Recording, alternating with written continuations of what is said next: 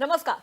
India news Uttar Pradesh Uttarakhand देख रहे हैं आप और आपके साथ मैं हूं अपूर्वा सिंह लेके हाजिर हूं सबसे बड़ा मुद्दा, सबसे बड़ी बहस। अयोध्या में राम मंदिर को लेकर सीएम योगी आदित्यनाथ के बयान को लेकर एक बार फिर विपक्ष में हताशा, निराशा और परेशानी हो गई है। दरअसल सीएम योगी ने कहा कि अयोध्या में हमारी 3 पीढ़ियों ने श्री राम जन्मभूमि के लिए काफी संघर्ष किया है। हम सत्ता के लिए नहीं आए हैं। अगर राम मंदिर के लिए सत्ता गंवानी भी पड़े तो कोई समस्या नहीं है। सीएम के इस बयान के बाद सोशल मीडिया पर चर्चाएं तेज हो गई हैं। इसीलिए इंडिया न्यूज कह रहा है, योगी का राम संदेश विपक्ष में मचा कलेश। तो वहीं अयोध्या में रामलला के दर्शन पूजन के बाद सीएम योगी ने बड़ा बयान भी दिया है, जिससे विपक्ष में कलेश मच गया है। सीएम योगी ने विपक्ष पर निशाना साधते हुए कहा कि अयोध्या में आज दीपोत्सव का बड़ा पर्व मना है।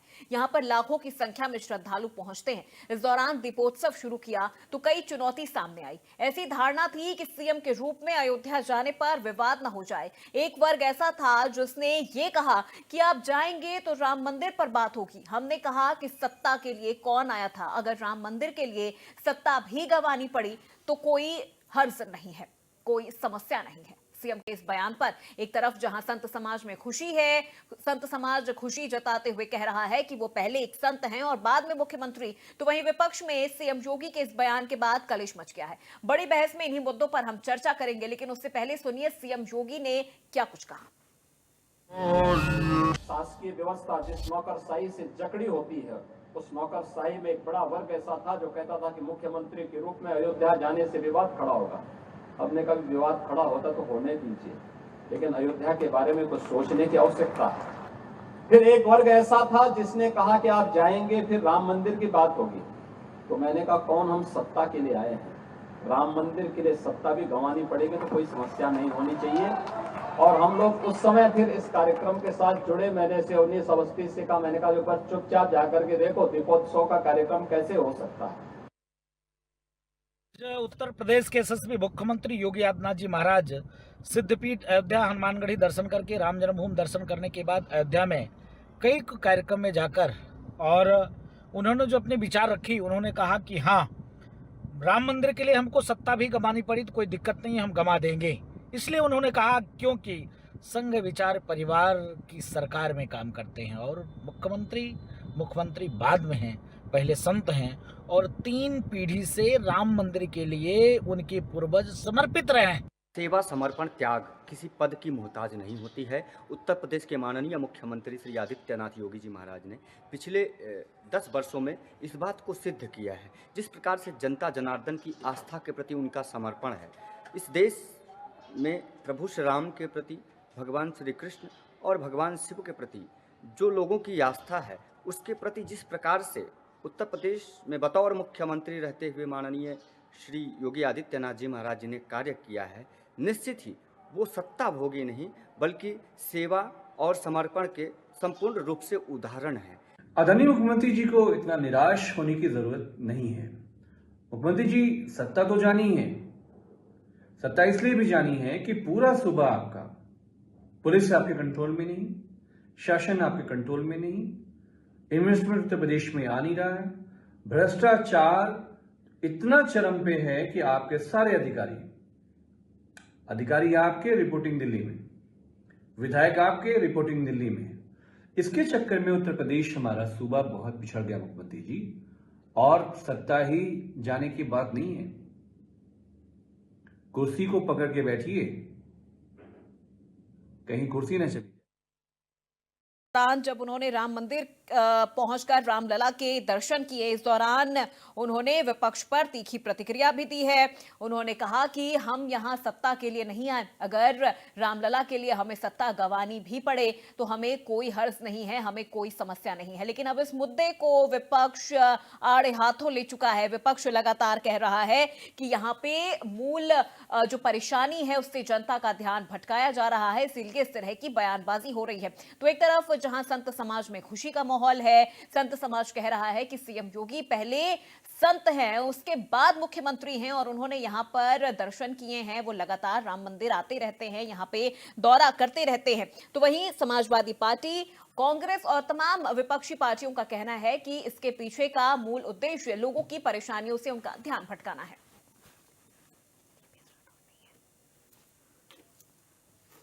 चलिए सीधे चर्चा की शुरुआत करते हैं एक एक करके हमारे सभी मेहमानों से। आपका अपर्णा दीक्षित, प्रवक्ता बीजेपी, हमारे साथ जुड़ चुकी हैं। रजा रिजवी, वरिष्ठ पत्रकार, हमारे साथ जुड़ चुके हैं। और इंजी अली आरिफ, प्रवक्ता मुस्लिम लीग, हमारे साथ जुड़ चुके हैं। और क्रांतिकारी संत दिवाकर आचार्य जी महाराज जी भी हमारे साथ जुड़ चुके हैं। सभी मेहमानों का बहुत बहुत स्वागत है। अपर्णा जी, सबसे पहले आपसे शुरुआत करना चाहूंगी मैं। आज सीएम योगी आदित्यनाथ अयोध्या पहुंचते हैं, रामलला के दर्शन करते हैं। एक बहुत बड़ा संदेश वहां से वो देते हैं कि अगर रामलला के लिए सत्ता भी गंवानी पड़े तो कोई समस्या नहीं है। लेकिन अब विपक्ष कह रहा है कि ये तो सिर्फ हिंदू तुष्टीकरण की राजनीति है। मूल परेशानी से ध्यान भटकाया जा रहा है, बार बार धर्म की बात की जा रही है, जनता का ध्यान भटकाया जा रहा है। देखिए, अगर मूल परेशानियों से अगर दूर करना होता जनता, तो लगातार आजकल शिलान्यास कर रहे हैं माननीय योगी आदित्यनाथ जी, लोगों तक अपनी बात पहुंचाने का काम करते हैं। अगर उन्होंने भाव विभोर होकर रामलला के दर्शन करने के बाद अगर जनता से इस तरीके की बात की है, तो इसमें तुष्टीकरण की बात कहां से आ गई?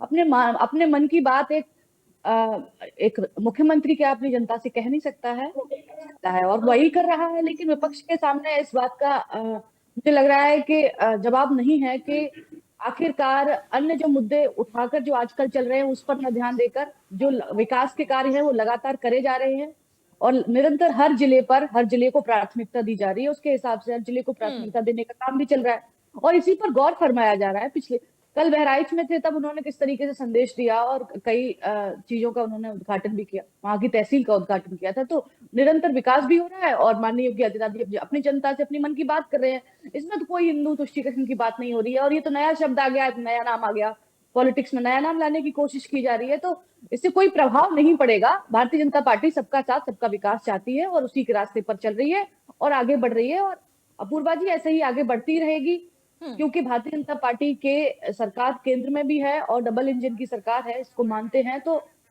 कोई इस तरीके का रुकाव भी नहीं है कि केंद्र से या फिर राज्य से किस तरीके का टकराव हो। लेकिन कोशिश तो यही करते हैं लोग के बातें करते हैं, लेकिन ये सब मिथ्या है और बेबुनियाद बातें हैं।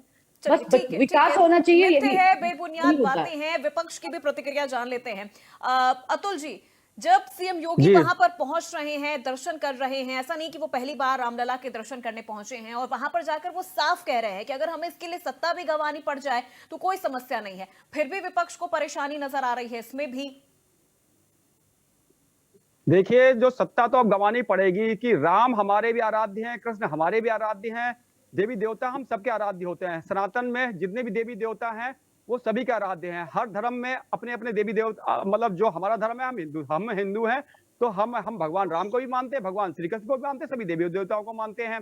दर्शन करने गए, सब अच्छी बात है। लेकिन जो उत्तर प्रदेश में अपराध बढ़ रहा है, आज ही लखनऊ में, आजकल आप 3-4 दिन में देखेंगे कितने पूरे प्रदेश में विभिन्न जगहों पर, चाहे लखनऊ हो चाहे विभिन्न जगह हैं, वहां पर कितने सारे घटनाएं घट गई। इस पर तो उत्तर प्रदेश के माननीय मुख्यमंत्री जी का ध्यान नहीं है। ये कहते थे अपराधी छोड़ के भाग जाते, रोज तो अपने मर्डर हो रहे हैं, दुराचार हो रहे हैं, ये सब क्या घटनाएं हैं। उत्तर प्रदेश जो है 2027 के चुनाव की ओर बढ़ चुका है। भगवान राम याद तो आने ही है, क्योंकि भगवान राम के भरोसे ही ये सत्ता में आए थे और इनका भरोसा सिर्फ राम पर ही है। लेकिन हमारा भरोसा सब पर है, हमारा भरोसा जनता पर भी है, भगवान पर भी है, सब पर है। तो हम सब जनता के विकास कार्यों की बात रखेंगे, महंगाई की बात रखेंगे, किसानों की समस्याओं की बात रखेंगे। लेकिन भारतीय जनता पार्टी अब धर्म के आधार पर पूरा इलेक्शन लड़ती है और उसे पता है भगवान राम भी उनका बेड़ा पार लगा सकते हैं, लेकिन भगवान राम भी उनका बेड़ा पार नहीं लगाएंगे।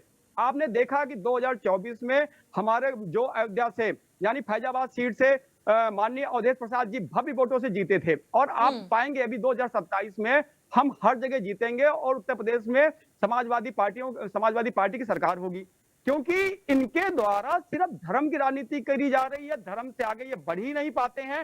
समाजवादी सोच है, पीडीए की सोच है हमारी, और हम समता मूलक समाज की स्थापना करना चाहते हैं। ये धर्म को जिस दिन धर्म जो हमारा आस्था का विषय है, राजनीति का विषय नहीं होता। लेकिन भारतीय जनता पार्टी हमेशा धर्म की आड़ में सारे मूलभूत समस्याओं को छिपाना चाहती है। लेकिन जनता उत्तर प्रदेश की समझदार है और वो युवाओं के लिए नौकरी चाहती है और महंगाई जो चरम पर है उसको कम करना चाहती है। लेकिन अब भारतीय जनता पार्टी की कलई खुल चुकी है।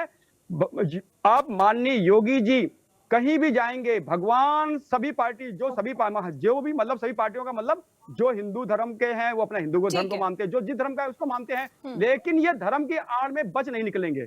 ठीक है, धर्म की आड़ में बच नहीं निकलेंगे। आपने जिक्र किया कि किस तरह से उत्तर प्रदेश में जो अपराध है, महिला अपराध है, हत्या है, वो कितनी ज्यादा बढ़ गई। कुछ डेटा मेरे पास है और ये डेटा 2014 में एनसीआरबी डेटा के अनुसार, मैं एक बार बता देती हूँ अतुल जी आपको, कि प्रदेश में उस वक्त तो जी, सपा की बताइए, सरकार थी। एक मिनट सर, एक मिनट। जी। सपा की सरकार थी। बलात्कार के मामले 3467, जो 2015 में बढ़कर 9075 हो गए, यानी सीधे सीधे 161% की जो बढ़ोतरी है वो देखने को मिली है। अब आइए बात करते हैं दंगों की। दंगे और सांप्रदायिक हिंसा 2013 में मुजफ्फरनगर दंगे इस कार्यकाल के सबसे बड़े विवाद में से एक रहा है। अब बात करते हैं निष्कर्ष की। जो निष्कर्ष निकल के आया है वो ये है कि सपा सरकार में जिस तरह से अपराध बढ़ा, बीजेपी सरकार आने के बाद वो काफी हद तक कम हो गया है। ये मैं नहीं, ये रिकॉर्ड कह रहा है। अब चलिए, अगर मैं जवाब सीएम दे रहा योगी हूं। आदित्यनाथ देखिए, पहुंच जो- रहे हैं राम मंदिर, सुन लीजिए, एक मिनट सर, एक मिनट, अभी अभी मेरी बात कंप्लीट नहीं हुई है। सीएम योगी आदित्यनाथ अगर राम मंदिर पहुंच रहे हैं, वो वहां पर दर्शन कर रहे हैं, विपक्ष को एक संदेश दे रहे हैं, तो इससे अपराध क्या बढ़ जाएगा, या अगर जो बढ़ा अपराध है क्या वो घट जाएगा? देखिए, जो आपके द्वारा कहा गया, समाजवादी जो पार्टी थी, कभी भी हमारे सरकार में इसमें ना तो अपराध हुए।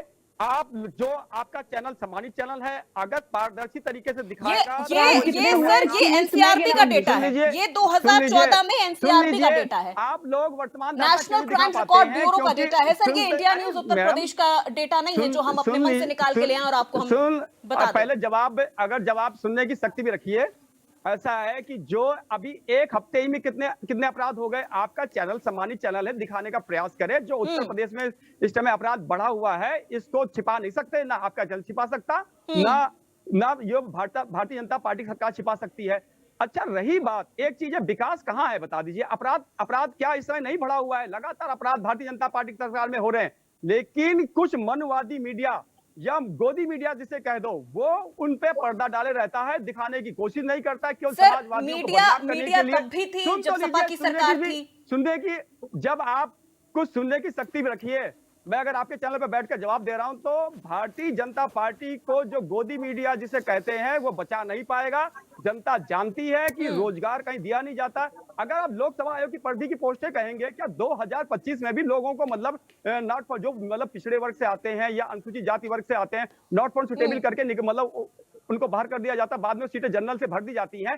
तो ये सब जनता जानती है, जनता पहचानती है। महंगाई अपने चरम पर है, विकास कहीं अवरुद्ध हो चुका है। ठीक है, एक सेकंड अपर्णा जी, एक पहले मैं एक छोटा पहले रिएक्शन ले लूं सभी मेहमानों से, उसके बाद में सीधे आपके पास आती हूँ। ठीक है, रजा रिजवी साहब, वरिष्ठ पत्रकार हैं आप, इन चीजों को बहुत बारीकी से आप देख रहे हैं, वर्षों पुराना आपका एक्सपीरियंस रहा है। सीएम योगी आदित्यनाथ अगर अयोध्या पहुंचते हैं, राम मंदिर में वहां जाकर वो दर्शन पूजन करते हैं, तो इससे विपक्ष को क्यों परेशानी हो रही है? क्या ये हिंदू तुष्टीकरण को लेकर जिस तरह से आरोप विपक्ष की तरफ से लगाया जा रहा है, क्या वाकई ऐसी कोई स्थिति बन रही है?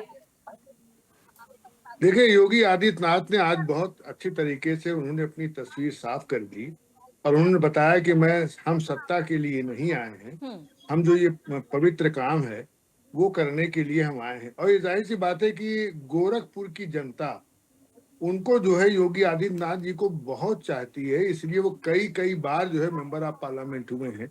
खाली इसलिए हुए हैं कि वो नहीं चाहते थे कि मेंबर ऑफ पार्लियामेंट है, लेकिन आम जनता गोरखपुर की उनसे निवेदन करती थी, उनसे रिक्वेस्ट करती थी कि नहीं, आप जो है चुनाव लड़िए, आप हमारे जो है नेता बनिए। ठीक है, रजा रिजवी साहब, माफी के साथ आपको बीच में रोकना चाहूंगी। यूपी सरकार में मंत्री जेपीएस राठौर साहब हमारे खास मेहमान हमारे साथ जुड़ गए हैं। बहुत स्वागत है राठौर साहब आपका। अभी देखिए, चर्चा की अभी हम शुरुआत हमने की और बीजेपी और सपा का भी हमने पक्ष सुना। आज सीएम योगी आदित्यनाथ पहुंचते हैं अयोध्या, रामलला के दर्शन करते हैं और एक बहुत कड़ा संदेश, या यूं कहूं कि साफ संदेश उन्होंने विपक्ष को दे दिया कि हम सत्ता के लिए नहीं आए हैं, रामलला के लिए सत्ता चली भी जाए तो भी कोई समस्या नहीं है। देखिए, भारतीय जनता पार्टी का एक कार्यकर्ता सत्ता प्राप्त करने की इच्छा से नहीं राजनीति में आता है, वो व्यवस्था परिवर्तन के लिए आता है। और जो पूर्व की सरकारों में अत्याचार, अनाचार, भ्रष्टाचार होता रहा है, उसको खात्मे की तरफ आता है। माननीय मुख्यमंत्री योगी आदित्यनाथ जी ने पिछले 8 वर्षों में वो कमाल किया है जो कोई कर नहीं सकता है। इस प्रदेश को बदहाल प्रदेश से खुशहाल प्रदेश बनाया है। इस प्रदेश को बीमारू राज्य से विकसित राज्य की तरफ ले जाने का काम किया है। और इस प्रदेश में जो पर कैपिटा इनकम थी उसको लगभग दोगुना करने का काम किया है। साथ ही साथ इसमें इंफ्रास्ट्रक्चर हो, चाहे सड़कों का हो, विद्यालयों का हो, चाहे स्वास्थ्य के संबंधित हर डिस्ट्रिक्ट में एक मेडिकल कॉलेज देने का फैसला हो, उस पर मजबूती से काम किया गया है।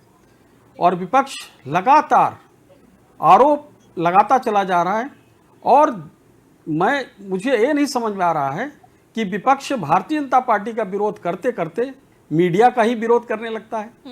कम से कम मीडिया को तो छोड़ दो, उसको गोदी मीडिया कह देते हैं, तो उसका तो सबको समझ में आता है कि आप क्या कहना चाहते हैं। जी, अभी अभी आपने दूसरा यह है कि अतुल जी जिस तरह से जी भारतीय जनता पार्टी का विरोध करते करते भारत का ही विरोध करने लगते हैं। जी बताइए। अभी सपा प्रवक्ता हमारे साथ जुड़े भी हैं, अतुल यादव जी, उन्होंने भी यही कहा कि अब तो गोदी मीडिया है, आप तो वही दिखाएंगे जो बीजेपी चाहती है।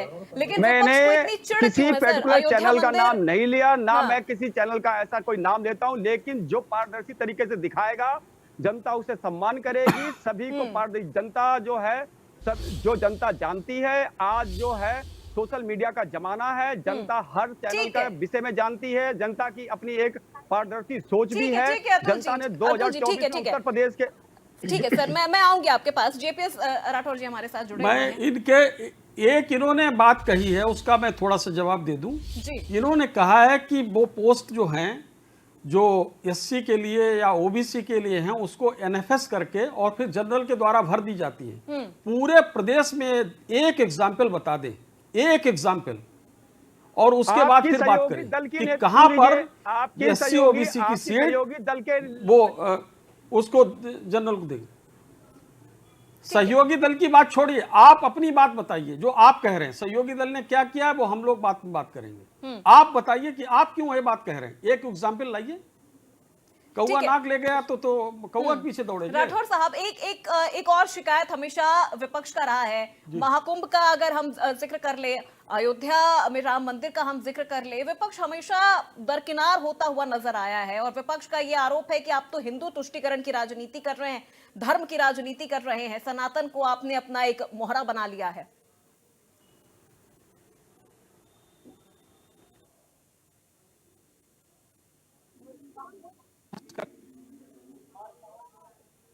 आक्रांत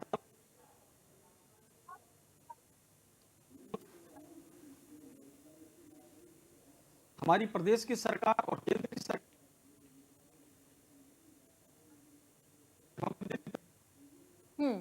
पेट में दर्द क्यों हो रहा है,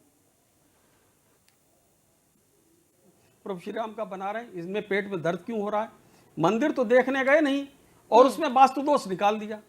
तो मैं कहना चाहता हूं कि किधर जा रहे हैं, इनको जनता की भावनाओं को समझना चाहिए। जन आकांक्षाओं की अनदेखी अगर कहेंगे तो ये 2027 में 27 सीट भी नहीं पाएंगे। मैं समाजवादी पार्टी के लोगों से कहना चाहता हूं।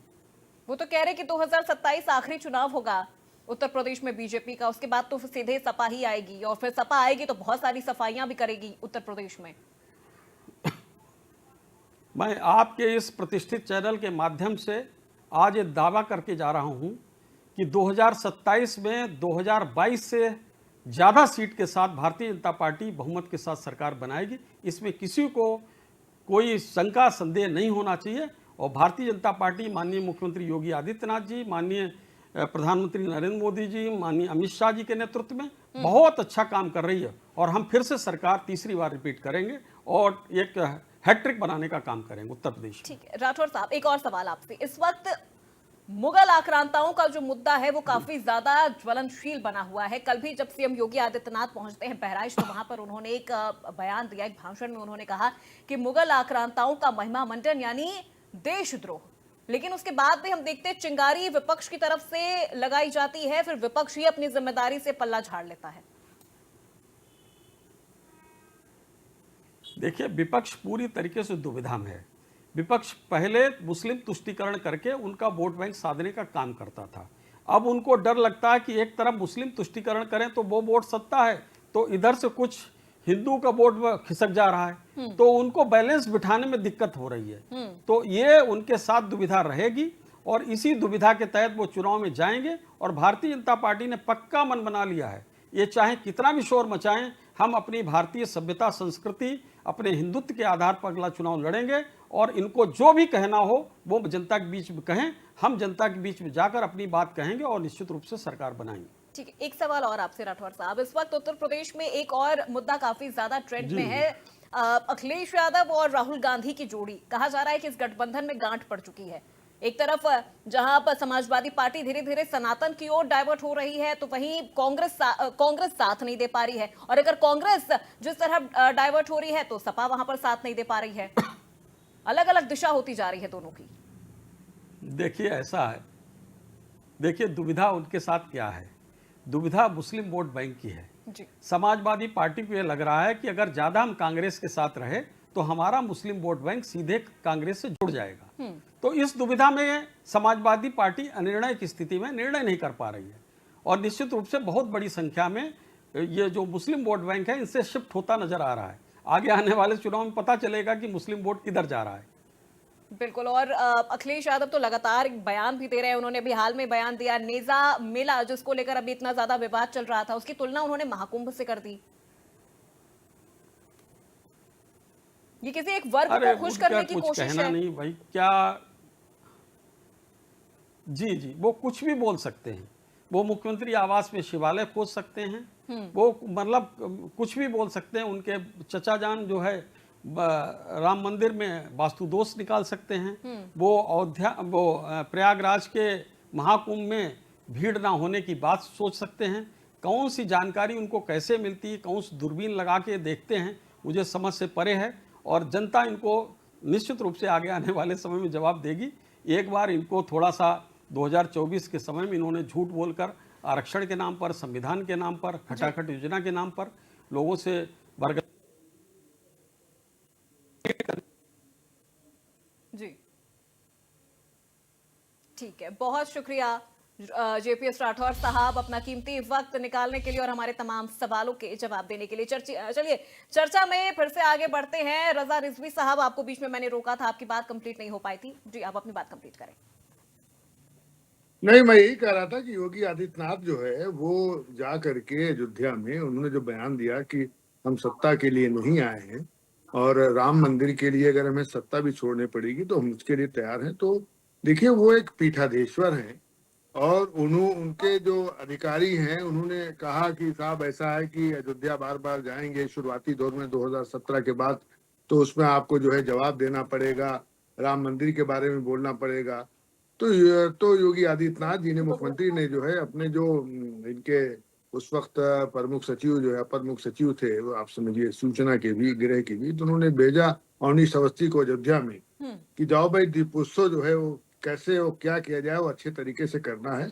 तो गए वहां, उन्होंने पता किया और पता करने के बाद ये हुआ कि दीपोत्सव का प्रोग्राम पहली बार जो है जब हुआ तो उसके बाद से बराबर जो है गिनीज बुक में उसका एक अलग नाम जो है दिया जलाने में हमेशा बढ़ता ही रहा और पूरे देश दुनिया ने उस दीपोत्सव को देखा।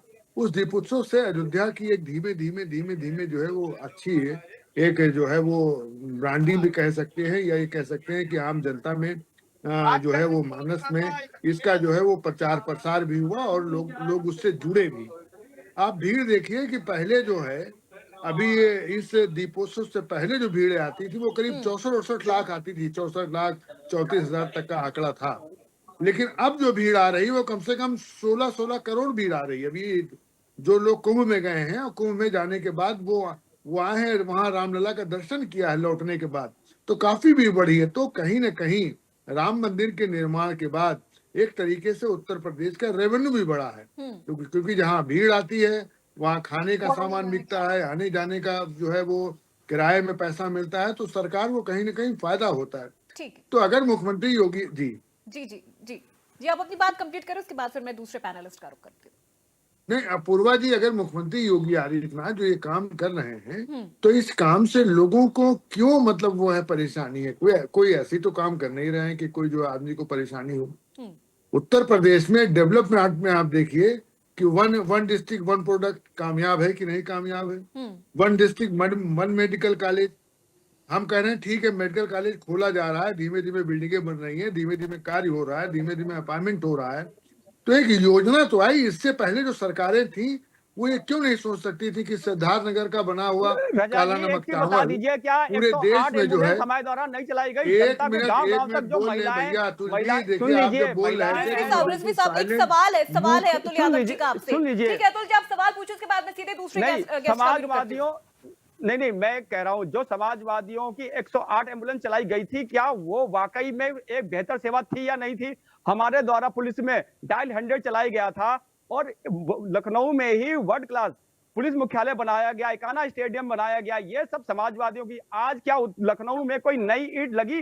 रजा साहब, अगर वाकई में लगी हो तो बता दीजिए, मैं भी सुनने के लिए तैयार देखिए बैठा हूं। अतुल जी, देखिए इसका सबका आंकड़ा सीधे सीधे इस बात पर निर्भर करता है कि आपने जितने महत्वपूर्ण कार्य किए, आम जनता ने उसको कितना स्वीकार किया।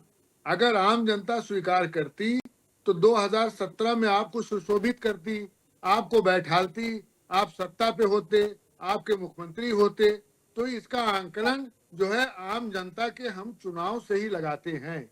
डेवलपमेंट जो करता है आम जनता, डेवलपमेंट से कितनी खुश है कितनी नहीं खुश है, उस सरकारों से कितनी खुश है कितनी नहीं खुश है। तो ये आंकड़ा आपने बहुत काम किया, बहुत अच्छी बात जी। ठीक है रिजवी साहब, मैं लौटूंगी आपके पास। दिवाकराचार्य जी, सीएम योगी पहुंचते हैं वहां पर, वो इस तरह का संदेश भी देते हैं विपक्ष के लिए, संत समाज में काफी ज्यादा खुशी देखने को मिल रही है। देखिए, ये हमारा सौभाग्य है कि हमारे उत्तर प्रदेश के मुख्यमंत्री योगी आदित्यनाथ जी महाराज हैं, जो एक संत हैं, एक सन्यासी हैं। और सन्यासियों का तो संपूर्ण परिभाषा मैं मानता हूं सेवा से है, समर्पण से है, त्याग से है, वैराग्य से है। और आज जो जन जन की सेवा माननीय मुख्यमंत्री जी के नेतृत्व में सबके साथ सबका विकास हो पा रहा है, वो एक साधु का उत्तर प्रदेश में मुख्यमंत्री मिलना इसलिए ही संभव हो पाया है। आप देखेंगे तो राम मंदिर का बनना ये कोई साधारण बात नहीं है। राम हमारी मर्यादा है, राम हमारी आस्था के केंद्र बिंदु हैं। और हम मरने के बाद मोक्ष की तभी कामना करते हैं जब पीछे से राम नाम सत्य का उद्बोधन हो रहा हो, राम नाम सत्य का जो है नारे लग रहा हो। तो आप समझ सकते हैं कि राम राष्ट्र नीति है, राम राष्ट्र नैतिक विचारधारा है। और मैं मानता हूं कि राम इस देश की सर्वप्रथम आत्मा, उसके बाद परमात्मा है। और साधु के जीवन में राम का क्या महत्व है ये किसी से छुपा हुआ नहीं है। और संत का मैं बार बार कहूंगा कि देखिए, वृक्ष कबहू नहीं फल भखे, नदी न संचे नीर, परमारथ के कारण साधुन धरा शरीर। आप मीडिया पर ठिकरा फोड़िए, आप उन्हें गोदी मीडिया बताइए, लेकिन स्पष्ट है उत्तर प्रदेश की जनता क्या चाहती है। 27 में 2700 नक्षत्र खराब कर देगी उत्तर प्रदेश की जनता योगी आदित्य समाजवादी संतों के ठीक है, एक मिनट आरिफ साहब से पहले एक सवाल ले लूं, उसके बाद एक सत्ता में नहीं आएगा। जनता ने अभी 2024 में दिखाया है। ठीक है, आरिफ साहब से मेरा सवाल, उसके बाद ठीक है समाजवादियों की सरकार आएगी। 27 नक्षत्र खराब कर दिए जाएंगे। आरिफ साहब से मेरा सवाल है सर, एक मिनट रुक जाइए, बहुत देर से वो इंतजार कर रहे हैं, बहुत देर से वो इंतजार कर रहे हैं। एक सवाल पहले उनसे ले लूं, मैं एक सवाल उनसे ले लूं, फिर मैं अतुल जी आपके पास ही। आरिफ साहब, सीएम योगी आदित्यनाथ जब अयोध्या पहुंचे हैं, जब उन्होंने राम मंदिर में जाकर दर्शन किया है, क्या इससे मुस्लिम समुदाय में किसी तरह की कोई डर और भावना निकल के सामने आई है? क्या किसी तरह की परेशानी मुस्लिम समुदाय को? अरे सर रुक जाइए, अतुल जी रुक जाइए सर, दिवाकराचार्य जी, महाराज जी रुक जाइए सर, कुछ काम कर लीजिए, कुछ काम महाराज जी, समाजवाद के नाम पे परिवारवाद ही करिएगा क्या? माता गंगा भी हमारी है, माता यमुना भी हमारी है। अरे ठीक है अतुल जी, सब आपके हैं, सब आपके हैं, सिर्फ आपके नहीं हम सबके हैं। ठीक है, सवाल ले लूं मैं पहले आरिफ जी से। राम मंदिर आरिफ नहीं है, काशी विश्वनाथ आपका नहीं है, महाराज जी महाकुंभ संगम आपका महाराज नहीं है, जी, बस आपका महाराज जी बहुत विनम्र निवेदन है आप दोनों से, बहुत विनम्र निवेदन है सर। रुक जाइए। सभी जो देवी देवता, अरे सर आप आपस में तू मैं मत करिए। दिवाकराचार्य जी, अतुल जी, बहुत रिक्वेस्ट है आपसे, अगर आपको मेरी आवाज सुनाई दे रही है प्लीज रुक जाइए। ठीक है रुक जाइए। आरिफ जी से सवाल है मेरा, अरे सर आरिफ जी से सवाल है मेरा, एक बार उनसे जवाब तो ले लूं मैं, बड़ी देर से वो इंतजार कर रहे हैं। माननीय अखिलेश यादव जिस दिन शपथ लेंगे आप देखते रहा ना, मैं आपका स्वागत अभी से कर रहा हूँ। ठीक है आरिफ, बिल्कुल आरिफ जी, साधुओं को माफिया बताने वाला अगर हिंदू महाराज जी नहीं करेगा, महाराज जी रुक जाइए, कब करेगा? 27 आने दीजिए, नीति स्पष्ट है, होना क्या है? महाराज जी, मैं सुबह लेके शाम तक टेलीविजन पे बोलता रहता हूँ, ज्यादा आप अगर आप बोलोगे तो मैं उतना ज्यादा बोलूंगा कि आप जवाब नहीं दे पाओगे फिर। अतुल जी मेरे रुक साथ जाइए स्वागत सर, रुक है जाइए। आपका। अब रुक जाइए आपका सर, मुझे स्वागत है, ऑडियो डाउन करना पड़ जाएगा, ऑडियो डाउन करना पड़ स्वागत जाएगा है सर। मुझे आपका, पहले सर। प्रतिक्रिया तो ले स्वागत लेने है, दीजिए, आप मुझे बोलिए जवाब ना। तो ले लेने दीजिए, बड़ी देर से वो इंतजार कर जी रहे हैं। बिल्कुल। ठीक है जी सर, रुक बिल्कुल। जाइए। तो जब भी मुंह खोलते हैं तो उनके जबान से जो वाक्य निकलते हैं उस पर थोड़ा सा एकदम इम्पार्शल होकर गौर करने की तकलीफ करिएगा। जो भी जबान से अल्फाज निकलते हैं वो क्या देश हित में, जनहित में होता है? साइन ऑफ इंट्रोगेशन है ये। अगर उन्होंने अयोध्या में आके कहे ना हमारा देश है धर्मनिरपेक्ष है, धर्मनिरपेक्ष का मतलब ये है कि आप अपने धर्म पर अमल करो, दूसरा अपने धर्म पर अमल करे, हर आदमी अपने धर्म पर अमल करने के लिए आजाद है। इसी को धर्मनिरपेक्षता कहते हैं या सेक्युलरिज्म कह लीजिए आप। अयोध्या आकर जो उन्होंने कहा कि अगर रामलला के लिए हमको सत्ता निछावर करना पड़े, सत्ता छोड़नी पड़े तो हम उसके लिए तैयार हैं। जिस रामलला के आधार पर उस सत्ता में आए, गौर करिएगा इस बात को, जनता सुन रही है, जिस रामलला के आधार पर उसको बेस बनाकर इस सत्ता के गलियारों में आए, उसी रामलला ने 2024 के इलेक्शन में इनको नकार दिया। नकारा कि नहीं नकारा? अगर जरा सा भी इनके अंदर मॉरल कैरेक्टर होता, जनता के राय का एहतराम होता, तो इनको पहली फुर्सत में इस्तीफा दे देना चाहिए था मैडम। इसको कहते हैं प्रजातंत्र की खूबसूरती, जो इनके अंदर कहीं से कहीं तक है ही नहीं। इनको तो खाली मैडम बहुत ही विनम्रता से, बहुत ही अदब के साथ मैं ये कहना चाहूंगा कि योगी जी को या मोदी जी को अभी भी होश का नाखून ले ले तो बेहतर है। किसी को अक्रांता बता करके उसके आड़ में तमाम कौम को, तमाम ग्रुप को देशद्रोही कहना, अगर ये सच है, ये अगर हकीकत है, अगर ये पत्थर फेंके जाएंगे उन्होंने या किसको फिर बंदूकें देशद्रोही चलाई कहा? उन्होंने जाएंगी, किसको उसको देशद्रोही कहा आरिफ साहब? किसको उन्होंने कहा देशद्रोही कि औरंगजेब की महिमा मंडन जो करता है वो देशद्रोही है। उन्होंने आरिफ जी उन्होंने ये कहा कि जो औरंगजेब का महिमा मंडन कर रहा है, अब चाहे वो हिंदू हो चाहे वो मुस्लिम हो, ये तो वाक्य उनका सबके लिए था ना सर। तो अब आप इसमें आप पर्टिकुलर अपने ऊपर अगर आप इस चीज को ले लेंगे तो फिर तो ये गलत है। हम क्यों औरंगजेब की महिमा मंडन करेंगे सर? मैडम पहले सुनने की तकलीफ करें, वरना मैं चुप हो जाता हूँ, कोई मसला नहीं ना है? आपने मुझको दावत दी है तो कम से कम सुनने की तकलीफ करिए। मैं 1 घंटे से खामोशी से सारे लोगों की बात सुन रहा हूँ, प्लीज। ठीक, उन्होंने औरंगजेब को कहा या बाबर को कहा या अकबर को कहा, मैटर ये नहीं किसको कहा। उनके जो अल्फाज आज से नहीं, आज ही से ये हो रहे हैं, वो और उनके तमाम टोलों के जरिए आक्रांता और वो क्रूर वगैरह वगैरह। अगर ये सच्चाई है तो मैं फॉर योर काइंड इंफॉर्मेशन, आपकी नॉलेज के लिए मैं बताना चाहता हूं कि बुलाया किसने इनको? बुलाया तो आप ही ने है, एक पहली बात। दूसरी बात ये कि अपनी बहन बेटियां किसने दी इनको? आपने ही दी है। अगर आपको नाम याद हो तो मैं बता दूं, योधा भाई। दूसरी चीज ये कि औरंगजेब के पर आ जाइए, इन पर्टिकुलर आ जाइए, तो आपको बता दूं मैं BN पांडे उड़ीसा के गवर्नर हुआ करते थे। आप पहली बात तो लोगों को मालूम नहीं और लोग मालूम करना चाहते भी नहीं। जो मुंह में आया वो बकना है, क्योंकि एक समुदाय को टारगेट करना ही इनका मकसद है। और BN पांडे ने अपनी बुक में वो कोट किया है, उसको देखने की तकलीफ करेंगे। औरंगजेब ने 12 मंदिरों को आराधना दी है। देखिए आप, अगर औरंगजेब ने मंदिर गिराया है तो सबसे पहले हमारे मंदिर देश गिराया से लूटा नहीं दे दिया, कौन सी आपने वो तकनीकियां लुटा दी?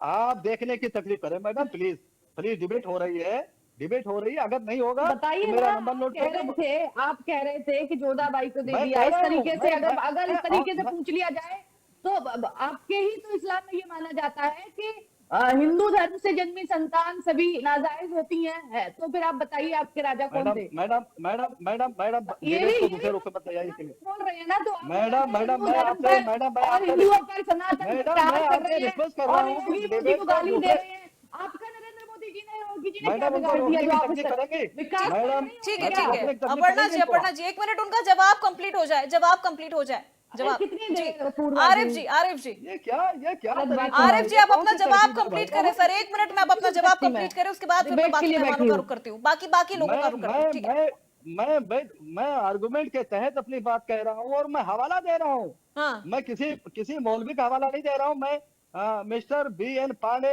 गवर्नर ऑफ उड़ीसा का हवाला दे रहा हूँ। उनकी बुक में देखें, आप पढ़े, आप उन्होंने कोट किया है इस चीज को, जिसको आप क्रूड कह रहे हो, जिसको आप आतंकवादी कह रहे हो, जिसको आप हिंदुओं का कातिल कह रहे हो, उन्होंने ये बात को कोट किया है। देखने की तकलीफ तो करें प्लीज। मैं और रिकॉर्ड कह रहा हूँ इस बात को। आरिफ साहब, आप कहना क्या चाह रहे हैं? औरंगजेब बहुत अच्छा था, बोलने का टाइम दीजिए। बहुत अच्छा था, बहुत नेकदिल शासक था, बहुत नेकदिल शासक था, जिसने अपने पिता को मार दिया, जिसने अपने भाई को मार दिया। वो बहुत नेकदिल शासक था, जिसने जजिया कर लगाया हिंदुओं पर। बहुत नेकदिल शासक था। जी जी जी, आ गई ना, आप भी उसी पे आ गई। अरे मैं तो आऊंगी ना दिल्ली सर, थैले से बाहर मैं आ तो गई। आऊंगी। अब आप कह रहे हैं कि दिल्ली थैले उसने से बाहर 12 आ गई। मंदिर दान दे दिए और हजारों मंदिर जो उसने तोड़ दिए। अगर नेकदिल ना इतना होता, इतना अगर क्रूर नेक- शासक, अगर नेकदिल उसकी ना महिमा होता, मंडन यकीनन आरिफ साहब आप नेकदिल था। कैसे कर सकते हैं? वो हद है। इस कैसे देश का कर सकते खाते हैं? हैं, इस जैसे मैं देश की सोच ही सकता बुराई हूँ। करते हैं। ऐसे लोगों से बड़ा मैं सावधान रहने की जरूरत है। आप अपने बारे में सोच लीजिए मैडम कि आप क्या है, इस देश की द्रोही, देशद्रोही है जो भी या है, देश के जो वफादार भी है? है, खुलेआम देश ऐसे देश मंच के से, वफादार हम ऐसे थे, प्रतिष्ठित न्यूज देश चैनल के पर वफादार बैठ हम थे, हम हैं और हम रहेंगे। अपने देश ही को जो आजाद कराने की पूर्वज हमने आपके कुर्बानी दी है, क्या आपने नहीं दी है। औरंगजेब के वंशज क्या हैं क्या? बात जो करें आपको इनसे इतने दर्द बताइए हो आप। रहा है? अब ऐसे ही बीच में वंशज बोलवाइए है कि क्या? डिबेट का मतलब क्या हो वंशज गया? है क्या देश में? चलिए ठीक है, अगर आप ठीक है, एक ऐसे मिनट सर, लोगों रुक को जाइए, डिबेट रुक में जाइए, बिठाएंगे रुक जाइए। जो बीच में रिजवी साहब, रिजवी साहब, साथी होंगे तो आप जरा जी। अपने पूर्वजों को तो ठीक ये है, ठीक है। तहजीब आरिफ नहीं साहब है, एक ये मिनट रुक डिबेट की जाइए, रुक जाइए, तहजीब रुक नहीं जाइए। है। अपर्णा जी, हमारे रिजवी साहब से हमारी मेरा बात सवाल है, से आप रिजवी साहब से इत्तेफाक मेरा करें ना सवाल है। करें, ये आपको अधिकार है। ठीक है, रिजवी लेकिन साहब, बात को अभी पूरी सुनने आपने की तकलीफ आरिफ करें जी को आप। सुना, अभी किसी आपने ने आरिफ जी को गलत सुना। बात। देखिए, औरंगजेब को लेकर अगर हम बात करें तो एक तर्क ये भी है, कई लोग उसे वाकई बहुत नेकदिल शासक मानते हैं कि जब उसका शासन था तब भारत सोने की चिड़िया थी, जैसा अबू आजमी साहब ने अपने बयान में कहा भी है। तो वहीं दूसरी तरफ एक देखिए, पक्ष अबू ये भी आजमी है साहब ने कि उसने हमेशा वो उन्होंने इतना जो क्रूर कहा अपने शासक शब्द था वापस ले कि लिए उसने थे। इतने अत्याचार और रही किए, बात अपने जो पिता, इतिहास अपने लिखा भाई जा को चुका उसने है, मार ना डाला, इतिहास लेकिन बदला उसके जा सकता है। बावजूद भी अगर जिस जो तरह क्रूर से था, वो क्रूर था। आरिफ साहब कह रहे हैं, लेकिन उनके इस बयान से आप कितना ताल्लुक रखते हैं? एक मिनट सर, रुक जाइए, रुक जाइए। रिजवी साहब से मेरा सवाल है। देखिए, ऐसा है, इस बयान के आधार से मैं पहले एक आधे सेकंड में और बात कह दूं, और उस पर चर्चा चल रही है। जैसे महमूद गजनवी की भी बातें चल रही हैं। महमूद गजनवी जो है 971 से लेके 1034 तक उसका अपना साम्राज्य रहा। आप देखिए, वो चला था कहां से? अफगानिस्तान से। और अफगानिस्तान से चलने के बाद महमूद गजनवी जब आता है सोमनाथ मंदिर के पास, तो वहां से चलने के बाद कई मंदिर पड़े रास्ते में, लेकिन महमूद गजनवी ने किसी मंदिर को नहीं तोड़ा। सोमनाथ मंदिर में आ करके वो क्यों ये कृत करने लगा? क्योंकि सोमनाथ मंदिर में सोना, चांदी, रुपया, पैसा बहुत ज्यादा था। उस समय 1001 में कोई बैंक नहीं था। आम जनता भी अपना रुपया पैसा ला करके मंदिर में सुरक्षित रखती थी और चढ़ावा भी चढ़ाती थी। आज भी हिंदुस्तान में एक दक्षिण में मंदिर है जहां बहुत सोना है, अभी भी सोना वहां मौजूद है। आज यानी 2025 में हम 1001 की बात कर रहे हैं। 1500 साल के बाद भी आज सोना मंदिर में सबसे ज्यादा वहां मौजूद है। उस मंदिर का भी मुझे नाम याद आ जाएगा, मैं बताऊंगा। वो महमूद गजनवी सीधा सीधा लुटेरा था, लुटेरा था, लुटेरा था। वो लूटने आया था। सोमनाथ मंदिर में जो सोना चांदी था, वो अगर उसको मंदिर ही ध्वस्त करना था तो रास्ते में बहुत मंदिर पड़े थे, तोड़ता चलता चला आता, तलवार के जोर पे, डर से, दहशत से, लोगों को डरवा करके। ये इस्लामिक लोग नहीं थे। इस्लाम तो मोहम्मद मुस्तफा सल्लल्लाहु अलैहि वसल्लम का था कि कूड़ा औरत ने फेंका, झाड़ के चल दिए। ये जो औरंगजेब का इस्लाम, और आप समझिए ये बाबर का इस्लाम, अकबर का इस्लाम, ये कोई इस्लाम नहीं है। अकबर ने तो एक रिलीजन चला दिया था, दीन इलाही, यानी वो अल्लाह के बराबर होने लगे थे। तो ये इस्लामिक नहीं है। इसलिए कोई मुसलमान औरंगजेब को अपना मसीहा नहीं मानता, बाबर को मसीहा नहीं मानता, अकबर का मसीहा नहीं मानता, और जो वो मानता है तो वो इस्लाम से खारिज है। ठीक है सर, ठीक है। अतुल यादव जी, सीएम योगी आज जिस तरह से गए, कल बहराइच में भी उन्होंने ऐसा ही एक बयान दिया था जहां उन्होंने कहा था कि औरंगजेब को उसकी महिमा मंडन करना देशद्रोह है। आज भी उन्होंने एक बहुत कड़ा और बहुत दो टूक शब्दों में उन्होंने ये संदेश दे दिया है। विपक्ष क्यों बौखला गई है? विपक्ष को क्यों परेशानी हो रही है? अब तो वो तो सीधे ये कह रहे हैं कि अगर सत्ता चली भी जाती है रामलला के लिए तो भी हमें कोई समस्या नहीं है। अपूर्वा जी, जो आप माननीय योगी जी को देखेंगे, उनके हाव भाव को देखेंगे, वो जो है हताशा में है, निराशा में है, और वो सत्ता जो अब स्वयं स्वीकार करने लगे, आज उनके मुखार बिंदु से स्वयं निकल गया कि उनकी सत्ता जाने वाली है। यानी कि भगवान जो है उनको नहीं पसंद कर रहे। अब वो सिर्फ धर्म के आड़ पे कितना चल पाएंगे, कितना आगे बढ़ पाएंगे, ये जनता स्वयं जान चुकी है, क्योंकि भगवान भविष्यवाणी यहाँ पर आपके नेता करोगे, बस मेरा इतना सा जवाब दे दीजिए। सुन लीजिए भविष्यवाणी करोगे, सुन लीजिए। देखिए, ऐसा है कि अब जो है जनता विकास चाहती है, ये सिर्फ कब्र की तरफ जा रहे हैं। जो मुर्दे गड़े हैं उनको बाहर निकाल रहे हैं, विकास के नाम की बात नहीं करते हैं। अब भाई मुर्दे अगर निकालेंगे तो विकास कहाँ आएगा? विकास अगर करना है तो इन्हें एक कदम आगे बढ़ना पड़ेगा, नौकरी देनी पड़ेगी, रोजगार देना पड़ेगा। महंगाई के किसानों की समस्याओं से ये अछूते हैं, क्योंकि इनको मूलभूत सुविधाओं पे जिन मुद्दों पर जनता ने इन्हें सत्ता में लाया था, ये उन चीजों से बहुत दूर है। और रही बात, जब ये इसीलिए इन्हें हमें इक्वली सबको समय देना है। अपर्णा जी की बारी है, अपर्णा जी बोलेंगे, उसके बाद में दिवाकराचार्य जी का सीधे रुख करूंगी। अपर्णा, आप मूलभूत सुविधाओं की बात कर रहे थे, आखिर किसने दी? भारतीय जनता पार्टी ने आवास दिए, शौचालय दिए, किसानों को किसान निधि जा रही है, महिलाओं को स्वावलंबी बनाने के लिए स्वयं सहायता समूह चलाए जा रहे हैं, ड्रोन दिए जा रहे हैं ताकि किसान किराए पर ड्रोन को ले सकें, और ऐसी कितनी परियोजनाएं चल रही हैं। और अपर्णा जी, आप भी देखो पढ़ी लिखी है, उत्तर प्रदेश में कितना रोजगार भारतीय जनता पार्टी द्वारा सृजित किया गया। आप प्लीज बता दीजिए, आप हमारे क्या है आपकी नजरों में विकास का मतलब क्या है? क्या ये नहीं है? जो युवाओं को नौकरी कौन देगा? किसानों की समस्याओं को कौन दूर किया? क्या खाद मिल पा रही थी? जब कृषि खेती लग रहे थे, किसानों को टाइम से बीज मिल रहा है, रबी की फसल बोई जा रही थी, क्या खाद मिल पा रही थी? किसानों पे क्या? मत बोलिए ना प्लीज, सुनिए ना, थोड़ा सा धैर्य के साथ सुन भी लिया करिए। ये मुद्दे क्या आपको क्या आपको विकास के मुद्दे नहीं लगते? एयरपोर्ट्स बन रहे हैं हमारे प्रदेश में, हमारे प्रदेश की रोड देखी है आपने कितनी डेवलप हो गई है। हमारे प्रदेश में नौकरियों का लघु उद्योग, अभी थोड़े 2 दिन पहले माननीय योगी जी ने लोन दिए हैं युवाओं को 5-5 लाख करके, और उन पर ब्याज नहीं ले रहे हैं तो अपना खुद का व्यापार शुरू कर सके। आप क्या बात कर रहे हैं? और आज भी बोला ग्रीन ऊर्जा पर कितना काम किया है, वो तो नेशनल स्तर पर चल रहा है। तो किस तरीके, आज महंगाई दर देख लो इस देश की, आप बेरोजगारी दर देख लो इस देश की, तो आपका ये विकास नहीं समझते क्या? सिर्फ एक विकास हो रहा है। सीएम योगी अगर अयोध्या जा रहे हैं तो क्या किसी तरह के विकास में कोई कमी हो जा रही? दिवाकराचार्य जी से मेरा सवाल है, 1 मिनट, दिवाकराचार्य जी से मेरा सवाल है। देखिए अपर्णा जी, अगर विकास हुआ अतुल जी रुक जाइए सर, मैं आऊंगी आपके पास, आपके पास आऊंगी। अतुल जी विकास के कार्य अतुल जी मुख्यमंत्री जी गिनाते, सर रुक जाइए, दिवाकराचार्य जी से मेरा सवाल है, दिवाकराचार्य जी से मेरा सवाल है अपने कामों का। ठीक है, हम बात कर रहे हैं ना अयोध्या के मुद्दे पर, हम बात कर रहे हैं कितना विकास वहां पर हुआ है राम मंदिर बन जाने के बाद, वो तो दिवाकराचार्य जी ज्यादा बखूबी जानते होंगे। दिवाकराचार्य जी, क्या विकास नहीं हो पाया है अयोध्या में राम मंदिर बनने के बाद? क्या वहां के युवाओं को रोजगार नहीं मिल पाया है? क्या वहां के व्यापारियों को किसी तरह का लाभ नहीं मिल पाया है? देखिए 22 जनवरी 2024 ये वो तिथि है जब प्रभु श्री राम लला अपने भव्य राम मंदिर में विराजमान हुए, और मैं बड़े दावे के साथ अयोध्या के लता चौक पर बैठ के कह रहा हूं, वो चाहे समाजवादी पार्टी के कार्यकर्ता हो, समाजवादी पार्टी के प्रवक्ता हो, वो अयोध्या आए और वो देखें कि आज लाखों लोगों को वहां यहाँ किस प्रकार से रोजगार मिले हैं। और ये ना सिर्फ उत्तर प्रदेश के बल्कि देश के विभिन्न राज्यों से आए हुए लोग हैं, और यहाँ आज लाखों लोग जो दर्शन पूजन करने आ रहे हैं ना, ये कैसे उत्तर प्रदेश ना भारत की अर्थव्यवस्था का इंजन बना हुआ है, और पूरे देश को अर्थव्यवस्था में कैसे निखारने का काम कर रहा है, और पूरे जो है भारत को वैश्विक स्तर पर स्थापित करने का काम कर रहा है। अरे साहब, ये वो लोग हैं जो सनातन को निरंतर चोट पहुंचाने का काम करते हैं। ये जब राम मंदिर पर काम नहीं किए, कभी इन्होंने कभी काशी विश्वनाथ पर ध्यान नहीं दिए, इन्होंने जो हमारे मठ मंदिरों को हमेशा दबाने का प्रयास किया, जो कहीं ना कहीं आर्थिक स्थिति का मजबूत स्तंभ था, उसको ढहाने का काम किया।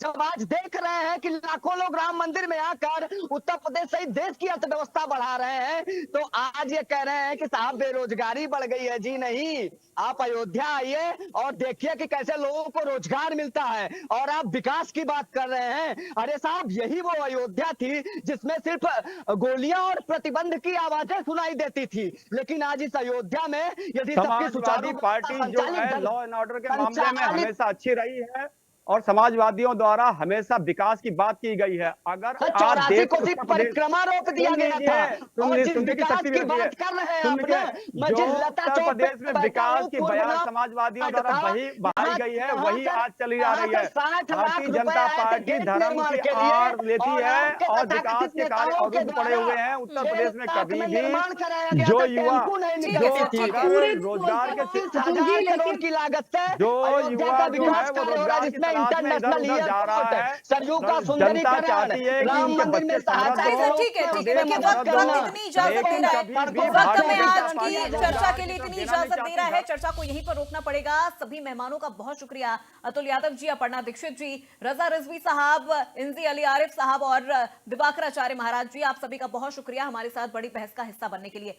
तो देखिए, आज जो सीएम योगी आदित्यनाथ अयोध्या जाते हैं, रामलला मंदिर में जाकर वो रामलला के दर्शन करते हैं और एक साफ संदेश, या यूं कहे कि एक बहुत ही कड़ा संदेश उन्होंने वहां से विपक्ष को दिया। उन्होंने ये कहा कि अगर रामलला के लिए सत्ता चली भी जाती है तो भी हमें कोई समस्या नहीं है, और ऐसे में विपक्ष बहुत ज्यादा बौखला गया है, क्योंकि जिस तरह से सनातन और जिस तरह से हिंदुओं का जो एक प्यार है, जो एक सपोर्ट है, वो बीजेपी को मिलता हुआ नजर आ रहा है, इससे कहीं ना कहीं विपक्ष को परेशानी होती हुई नजर आ रही है। और बार बार विपक्ष ये कह रहा है कि ये तो हिंदू तुष्टीकरण की राजनीति कर रहे हैं, ये बार बार धर्म की राजनीति कर रहे हैं, 27 में बीजेपी वापस नहीं आने वाली है। लेकिन जिस तरह से बीजेपी की तैयारी है 27 के लिए, महाकुंभ ने एक बहुत बड़ा मंच बीजेपी को दे दिया, अयोध्या राम मंदिर ने एक बड़ा मंच बीजेपी को दे दिया है, तो ऐसे में बीजेपी किस तरह से वापसी करती है या किस तरह से सत्ता में बनी रहती है, तो 27 में ही पता चलेगा। तो आज मेरे साथ बड़ी बहस में बस इतना ही। प्रदेश की तमाम खबरों के लिए देखते रहिए इंडिया न्यूज उत्तर प्रदेश उत्तराखंड।